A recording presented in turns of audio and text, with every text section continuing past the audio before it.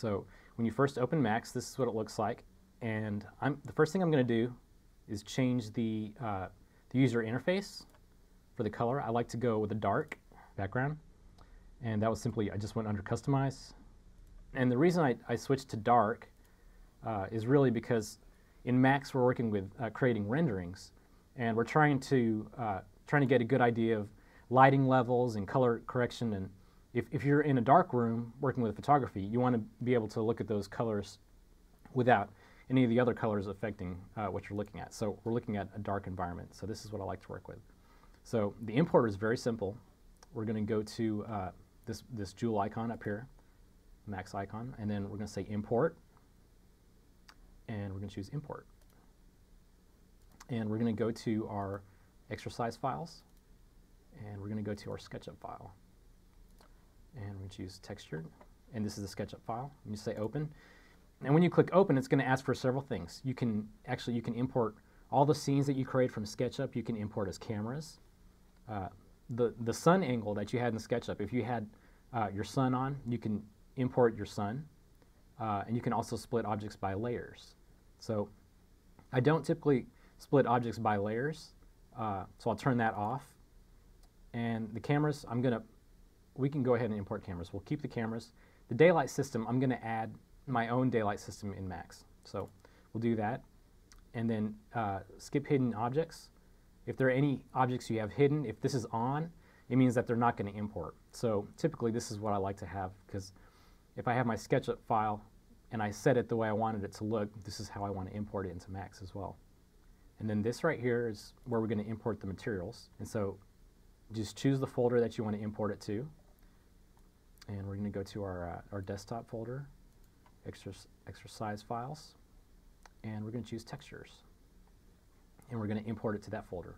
So just say OK, and then just hit OK. And what it's doing now is it's importing the SketchUp file. It's taking all the textures from the SketchUp file, and then it's also applying the mental ray materials to those materials from SketchUp. Right now, here's our scene, and you can see it imported all of our cameras, and we're zoomed out really far, and the reason is because our camera targets are out into infinity, and so we can play with that and change those. So if we zoom in, the middle mouse wheel, it works a lot like SketchUp, where you can click down and it'll pan, and if you scroll it, it'll zoom in and out. And so if you right now everything's selected. If you just click somewhere else, it'll unselect everything.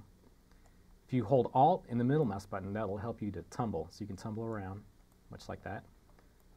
And if you want to go to a different view, you can hit Alt W, or this button right here, which is the Maximize Viewport toggle. So if you hit Alt W, it'll toggle your viewport. And we're going to choose a top view. And we're going to hit Alt W again, select the top view, hit Alt W, and we're going to zoom into our house. And there it is from the top view. And one thing I like to do to make things easier to see, I want to turn the grid off. An easy way to do that is just hit G on your keyboard.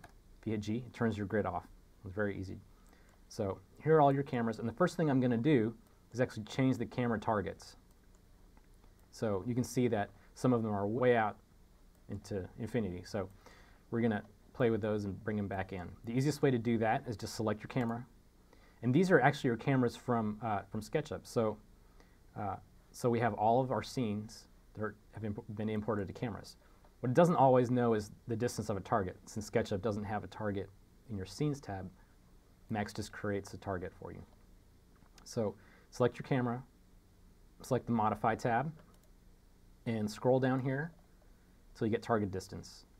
So this is the distance that your target is.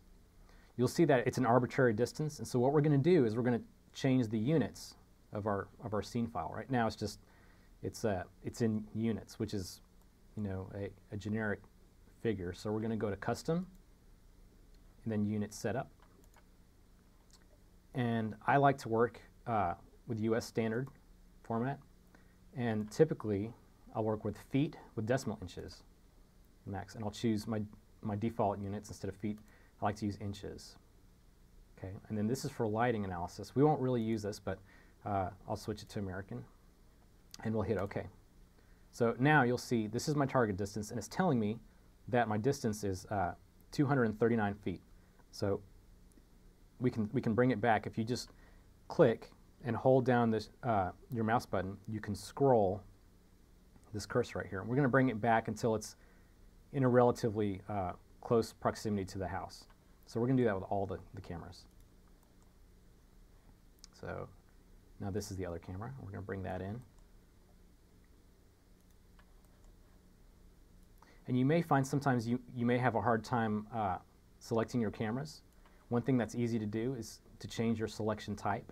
You can change it from all, which means it's going to select any type of object in your scene, to cameras. And if you choose cameras, it's going to filter it so it's only going to select your cameras. So if you're having a hard time clicking on that camera and you're selecting a house, now you're only going to be able to select cameras. You just have to remember to switch that back when you're done working with your cameras. So we've got some of these that are way out. So we'll pull this one back. And you may be wondering, well, what's the importance of pulling back your target? It has to do with depth of field when you render, and we're not going to render depth of field straight into max, but it's usually a good practice to pull those targets back. Even when you zoom out and hit Z on your scene, it'll make it a lot easier to manage. So we're going to pull that back. You get some of those crazy targets. And this one, it's and you see that it's even named by the SketchUp scenes.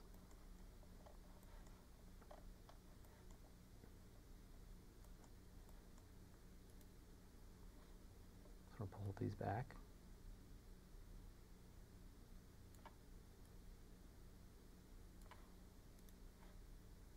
So pull that one back. And typically a good distance is right where the end of your room is. So that's where a lot of these are a little different from each other. Okay, so now that we've got our targets where we want them, we can actually go through our views. If you hit C on your keyboard, you can see all the cameras, and you can select whichever camera you want to go to.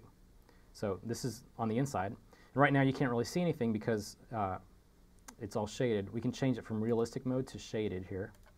And now you'll be able to see what we're looking at. And it's very similar to the shots that we had from SketchUp. You'll see that all the materials came in, and they're all textured, and even the UVs of the textures are in the right direction. So it gives us a lot more to work with. It gives us less work to do in Max because we already did in SketchUp. And you may have to play with some of your camera angles. So let's take a look at what some of these are doing. Because the cameras came in from SketchUp, they may not be quite in the right spot. So you may have to adjust them slightly in Max, which is fine.